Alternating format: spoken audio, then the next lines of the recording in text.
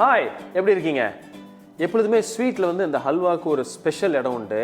இந்த ஹல்வா வந்து நிறைய வெரைட்டிஸ் இருக்குது. பட் அதில் இந்த திருநெல்வேலி ஹல்வா அப்படின்னு சொல்கிறோம் இல்லையா, அது வந்து ரொம்ப ஸ்பெஷல். அதில் இருக்கிற கன்சிஸ்டன்சி, டேஸ்ட்டு, அந்த டெக்ஸ்சர் ரொம்ப டிஃப்ரெண்ட். நிறைய பேர் அது வந்து நிறைய இன்க்ரீடியன்ஸ் இருக்குமோ, எவ்வளோ கஷ்டம் அப்படின்னு சொல்லுவாங்க. பட் வெரி சிம்பிள், ஒரு 3-4 மெயின் இன்க்ரீடியன்ஸ் தான். அதை பேஸ் பண்ணி தான் பண்ண போகிறோம். அதில் மெத்தட் அண்ட் ப்ராசஸ் தான் முக்கியம். அதை இன்றைக்கி எப்படி பண்ணலாம் அப்படின்னு தான் நம்ம இன்றைக்கி பார்க்க போகிறோம். இன்னைக்கு இதயம் வழங்கும் ஒரு பெர்ஃபெக்ட் அல்வா உங்களுக்காக. I am chef Sundar. Welcome to ரெசிபிச்செக்கர்.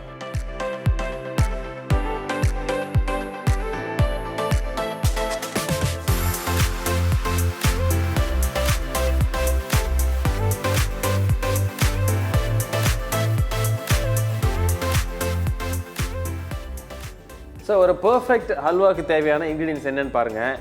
ரொம்ப சிம்பிள் தான். 3லேருந்து ஒரு 4 இன்க்ரீடியன்ஸ் தான் மெயின் இன்க்ரீடியன்ஸு. அதில் ப்ராசஸ், அந்த டெக்னிக் தான் ரொம்ப முக்கியம். அதுவும் ஒரு கமர்ஷியலாக ஒரு ரெசிபியாக நம்ம பண்ணுறப்போ அதுக்கு மெயின் இன்க்ரீடியன்ட் அந்த சம்பா கோதுமை. அது என்ன பண்ணுறேன், ஒரு 3லேருந்து ஒரு 4 மணி நேரம் நல்லா ஊற வச்சுருக்கேன். ஊற வச்சு அரைச்சி அதை பால் எடுத்திருக்கேன். அந்த பாலை யூஸ்வலாக நம்ம என்ன பண்ணுவோம்னா, ஜென்ரலி எல்லோரும் அப்படியே நம்ம அல்வாவாக கிண்டுவோம். பட் ப்ராப்பராக பண்ணணும் அப்படின்னா அந்த பால் கொஞ்சம் ஃபெர்மெண்ட் ஆகணும். அதனால் நாள் எடுத்த பாலை அடுத்த நாள் தான் யூஸ் பண்ண போகிறோம். ஸோ இன்றைக்கி என்ன பண்ணுறேன், உங்களுக்கு பால் எடுத்து அரைச்சி ஒரு மாதிரி காட்டிடுறேன். அதாவது அந்த கோதுமையை அரைச்சி பால் எடுக்கிற ப்ராசஸ் காட்டிடுறேன். பட் ஆனால் ஆல்ரெடி நான் ஏற்கனவே ஒரு பால் எடுத்து நேத்திக்கு வச்சுருக்கேன். அதை யூஸ் பண்ணி தான் பண்ண போகிறேன். ஸோ இன்றைக்கி எடுக்கிற பால் நாளைக்கு அதை யூஸ் பண்ணால் தான் ஒரு பர்ஃபெக்டான ஒரு அல்வா கிடைக்கும். அந்த மெயின் டிப்ஸ் நிறைய பேர் அதை ஃபாலோ பண்ணுறதில்ல. அதுலேருந்து நம்ம ஃபர்தராக என்னென்ன டிப்ஸ் இருக்குது, என்னென்ன டெக்னிக்ஸ் இருக்குது என்னென்னு பார்ப்போம்.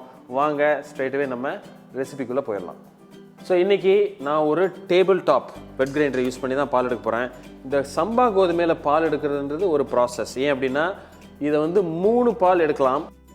ஃபஸ்ட்டு வந்து இந்த தண்ணி ஊற்றி அரைச்சி நல்லா அரைச்சி பண்ணுறப்போ நல்லா ஒயிட் கலர் வரும். நல்லா புளிஞ்சு எடுத்துகிட்டு திரும்ப தண்ணி ஊற்றி திரும்ப அரைச்சி பண்ண போகிறோம். தேங்காய் பால் எடுக்கிற மாதிரி தான் அரைச்சி அதில் எடுக்க போகிறோம். அது 3வது பால் எடுக்கிறப்போ வந்து அந்த சக்கை வந்து உங்களுக்கு ஒரு எலாஸ்டிக் மாதிரி வந்துடும். அதுக்குள்ளே எதுவுமே இருக்காது. ஸோ அந்த பால் வெளியில் வந்துருச்சு அப்படின்னா அது உங்களுக்கு நல்லாவே தெரியும், அந்த ஃபைபர். ஸோ அந்த பாலை தான் நம்ம ஒரு ஓவர் நைட் வச்சிட போகிறோம். கிட்டத்தட்ட ஒரு 12 to 15 hours அதை வந்து நம்ம டிஸ்டர்ப் பண்ண போகிறதில்ல. ஸோ இந்த பால் எடுக்கிற ப்ராசஸ் முடிச்சுட்டு நேத்திக்கு நான் எடுத்து வச்சிருக்கிற பாலை அதை எப்படி ப்ராசஸ் பண்ண போகிறேன் அப்படின்ட்டு பார்த்துருங்க.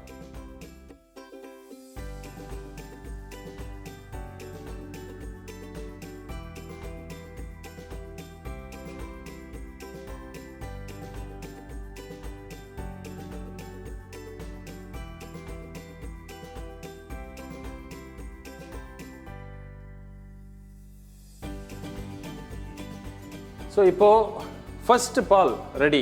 இதை இப்போ நம்ம ஸ்ட்ரெயின் பண்ணி நல்லா புளிஞ்சு எடுத்துகிட்டு திரும்ப தண்ணி ஆட் பண்ணி இதே மாதிரி இன்னொரு வாட்டி அரைக்க போகிறோம். ஒரு 2லேருந்து ஒரு 3 நிமிஷம். அதே மாதிரி 3வது வாட்டி ஒரு 5லேருந்து ஒரு 6 நிமிஷம் வரைக்கும் அரைச்சி நல்ல இந்த 3 பாலையும் எடுத்து அதை 3ஐயும் கம்பைன் பண்ணி அதை தான் நம்ம ஒரு 12 to 15 hours ஃபெர்மெண்ட் பண்ண போகிறோம். ஸோ இப்போ இதை வடிகட்டி எடுத்துகிட்டு இதே மாதிரி இதை ரிப்பீட்டிவாக ஒரு 2 முறை பண்ணுவோம். ஸோ 3 முறை பண்ணுறப்ப நமக்கு தேவையான அளவு பால் கிடைக்கும். ஸோ இப்போது இது பார்த்திங்கன்னா ஆல்ரெடி நம்ம கோதுமையை அரைச்சி எடுத்த பால் கிட்டத்தட்ட 1 கிலோ சம்பா கோதுமையை போட்டு 3 வாட்டி தண்ணி ஆட் பண்ணி நம்ம அரைச்சி பால் எடுத்து ஓவர் நைட் ஃபெர்மெண்ட் ஆகிருக்கு. கிட்டத்தட்ட ஒரு 15 மணி நேரம் ஃபெர்மெண்ட் ஆகிருக்கு. இதில் பார்த்தீங்கன்னா அந்த ஒரு லைட்டாக ஒரு சோவர் ஸ்மெல் வரும், அதாவது புளிச்ச வாசம் வரும். இந்த பால் புளிச்ச ப்ராசஸ் தான் ரொம்ப முக்கியம். ஏன்னா இந்த பாக்டீரியல் இம்ப்ரூவ்மெண்ட் இருக்கு இல்லையா, இது வந்து நீங்கள் அதை அல்வா பண்ணுறப்போ அந்த டெக்ஸ்சர் வந்து உங்களுக்கு சரியாக கிடைக்கும். இதில் பார்த்தீங்கன்னா ஓவர் நைட் இது நல்லா நேற்றுக்கு அரைச்சி நம்ம எடுத்தப்போ அரைச்சி எடுத்த பால் வந்து நல்லா ஒயிட் கலரில் இருக்கும் பால் மாதிரி. பட் ஆனால் ஓவர் நைட்டு அது ப்ராசஸ் ஆகி ஃபெர்மெண்ட் ஆகி கீழே அந்த ஒரு செடிமெண்ட்டாக உங்களுக்கு செட்டில் ஆகிருக்கு. ஸோ இப்போ என்ன பண்ணுறோம், அந்த மேலே இருக்கிற வாட்டர் எதுவுமே நம்ம யூஸ் பண்ண போகிறதில்ல. இதை அப்படியே நம்ம வடிகட்டி அவுட் பண்ணிடுறோம். இந்த செடிமெண்ட்டும் அதுக்கு மேலே இருக்கிற கொஞ்சோண்டு தண்ணி, அதுதான் நம்ம கிட்டத்தட்ட ஒரு 1.5 லிட்டர் நமக்கு வரும்னு வச்சுங்க. அந்த 1 கிலோ சம்பா கோதுமையில் இதை கேர்ஃபுல்லாக வடித்து எடுத்துகிட்டு அதை தான் நம்ம போட்டு குக் பண்ண போகிறோம். இந்த ப்ராசஸ் தான் ரொம்ப முக்கியம். ஸோ இப்போது இதிலேருந்து நம்ம ஸ்டார்ட் பண்ணுவோம்.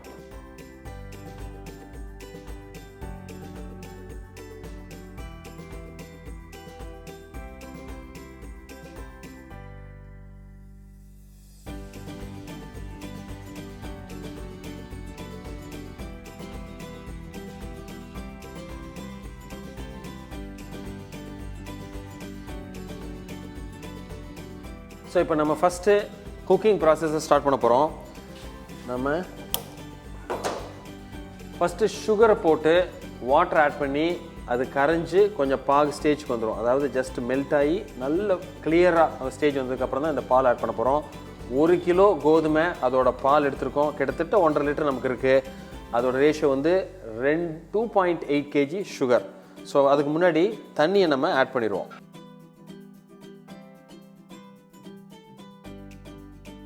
ஸோ கிட்டத்தட்ட நான் ஒரு 3/4 லிட்டர் தண்ணி ஆட் பண்ணியிருக்கேன். ஸோ இப்போ இதில் நம்ம சுகரை ஆட் பண்ணி ஜஸ்ட் மெல்ட் பண்ணுவோம்.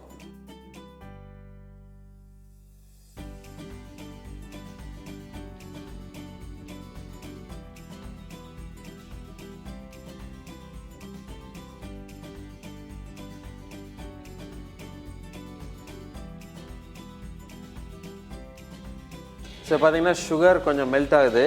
ஸோ இந்த ஸ்டேஜில் கொஞ்சம் நேரம் வெயிட் பண்ணோன்னா இது ஜஸ்ட் அந்த ஒரு பாயிலிங் வந்து கிளியராக வந்துடும். அந்த ஸ்டேஜில் நம்ம அதுக்கப்புறம் நல்ல இந்த பாலை மிக்ஸ் பண்ணி அதுக்கப்புறம் அதில் ஆட் பண்ண போகிறோம்.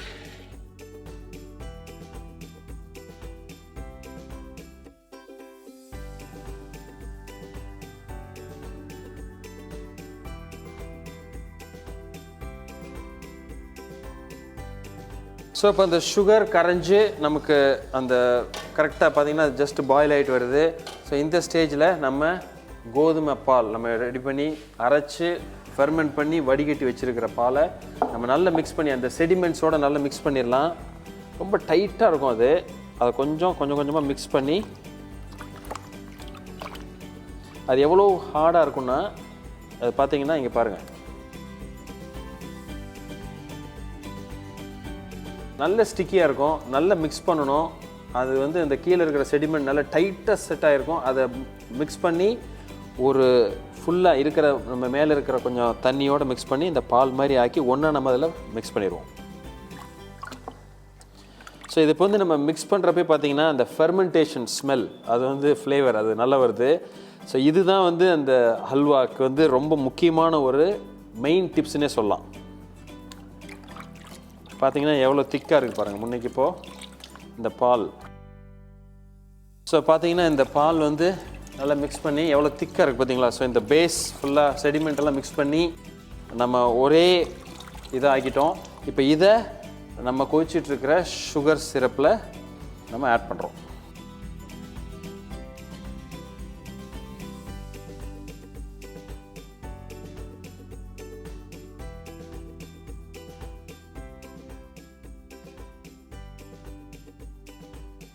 கொஞ்சம் லைட்டாக தண்ணி ஆட் பண்ணி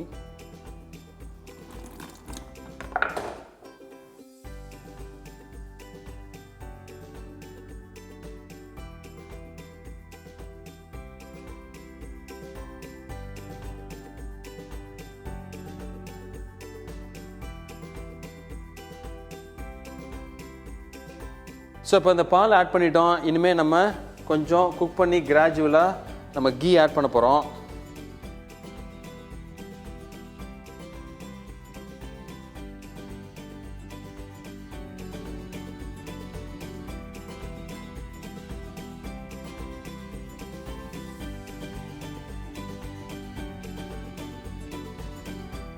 ஸோ இப்போ நம்ம அந்த கீ ஆட் பண்ணிட்டோம். பட் இப்போ ரொம்ப மிக்ஸ் பண்ணாமல் ஜஸ்ட்டு கொஞ்சம் நேரம் அந்த பால் வந்து ஹீட் ஆகி ஒரு குக்கார் வரைக்கும் நம்ம ஜஸ்ட் வெயிட் பண்ணுவோம். இந்த கீ சேர்த்துருக்கிறதுனால அது கொஞ்சம் அந்த கன்சிஸ்டன்சி வந்து நமக்கு கரெக்டாக கிடைக்கும். ஸோ இப்போ பார்த்தீங்கன்னா ஜஸ்ட் ஒரு இண்டிகேஷன் உங்களுக்கு, இந்த பால் வந்து திரும்ப ஓரளவு இந்த ஹீட்டில் செடிமெண்ட் ஆகி இப்போ நம்ம ஜஸ்ட் ஆட் பண்ணி ஒரு 2 நிமிஷம் தான் இருக்குது. பார்த்தீங்கன்னா அந்த ஜஸ்ட் இப்போ லிஃப்ட் பண்ணால் உங்களுக்கு அந்த கீழே அந்த மாதிரி ஒரு அந்த அந்த அந்த அல்வாவுக்குள்ள கன்சிஸ்டன்சி ஆல்ரெடி ஃபார்ம் ஆக ஆரம்பிச்சிருச்சு. ஸோ இதை கொஞ்சம் நேரம் அப்படியே மிக்ஸ் பண்ணாமல் அப்படியே வெயிட் பண்ணுவோம். இது கீழே அழகாக செட்டில் ஆகி ஒரு ஸ்பெசிஃபிக்காக ஒரு கண்டிஷன் வந்தோடனே நம்ம மிக்ஸ் பண்ண ஆரம்பிப்போம்.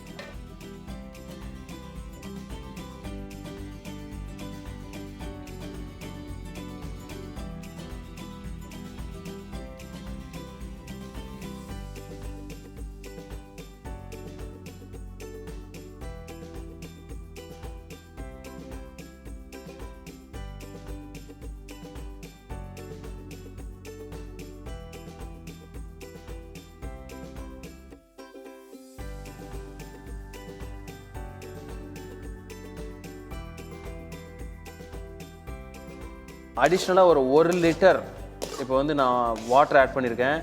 அதே மாதிரி கிட்டத்தட்ட கீ வந்து ஆல்மோஸ்ட் ஒரு 1 லிட்டர் ஆட் பண்ணியிருக்கோம். அது வரைக்கும் இது ஜஸ்ட் ப்ராசஸ். இந்த டைமில் இந்த பர்டிகுலர் கன்சிஸ்டன்சியில் ஒரு 50 கிராம்ஸ் முந்திரியை நம்ம ஆட் பண்ணுறோம்.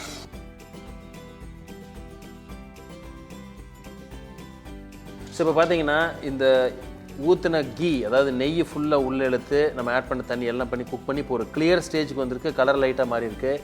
இந்த ஸ்டேஜில் தான் நம்ம வேணுங்கிற கலர் ஆட் பண்ண போகிறோம்.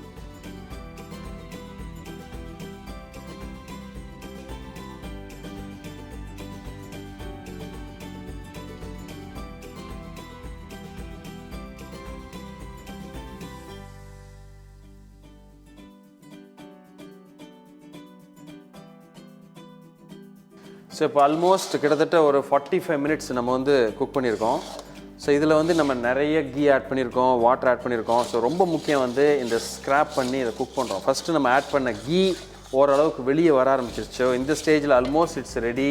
நம்ம ஃபைனலாக நம்ம பவுடர் பண்ணி வச்சுருக்கிற ஏலக்காய் பொடி ஜஸ்ட் ஒரு 1.5 டீஸ்பூன், கொஞ்சம் சுக்கு பொடி கொஞ்சம் கூட ஆட் பண்ணிக்கலாம். ஸோ ஒரு நல்ல ஒரு நைஸ் ஃப்ளேவர் கிடைக்கும். ஸோ அதில் பார்த்தீங்கன்னா இப்போது பியூட்டிஃபுல்லாக நமக்கு ஒரு அல்வா. ஸோ இந்த மாதிரி இந்த அல்வா வந்து இந்த மாதிரி ஃபால் ஆகணும். அந்த ஃபால் வந்து இட்ஸ் ரொம்ப இம்பார்ட்டண்ட். ஸோ இந்த மாதிரி ஸோ இந்த consistency is very very important. So இந்த அல்வா ப்ராசஸ் வந்து it's a magic of candy making and as well as இந்த கோதுமையோட இந்த ப்ராசஸ் இந்த ஃபெர்மெண்டேஷன் பண்ணி பண்ணுறப்போ அந்த ஒரு கன்சிஸ்டன்சி அந்த ஒரு ஜெல் ஃபார்ம் ஆகி அதுக்கப்புறம் இதை குக் பண்ணி இந்த கலர் ஆட் பண்ணுறப்போ கூட வந்து நமக்கு வந்து கொஞ்சம் லைட்டாக இருக்கும். பட் ஆனால் ஓவர் அ பீரியட் அந்த டார்க் ஆகி ஆல்மோஸ்ட் இப்போ வந்து ஆல்மோஸ்ட் இட்ஸ் ரெடி. ஸோ இப்போ ஆல்மோஸ்ட் இப்போ நம்ம ஒரு ட்ரேயில் 2 விதமாக பண்ணலாம். இன்னும் ஃபர்தராக டைட் பண்ணி ட்ரேயில் போட்டு சர்வ் பண்ணலாம். இல்லை ஜென்ரலாக பார்த்திங்கன்னா இந்த அல்வாஸ்லாம் வந்து ஒரு ஒரு ஒரு ஒரு ட்ரேயில் போட்டு கட் பண்ணி எடுத்து கொடுப்பாங்க. ஸோ அந்த மாதிரி ஒரு கன்சிஸ்டன்சியில் அதாவது ஒரு ஸ்லைசிங் கன்சிஸ்டன்சியில் நம்ம எடுக்க போகிறோம். அப்போது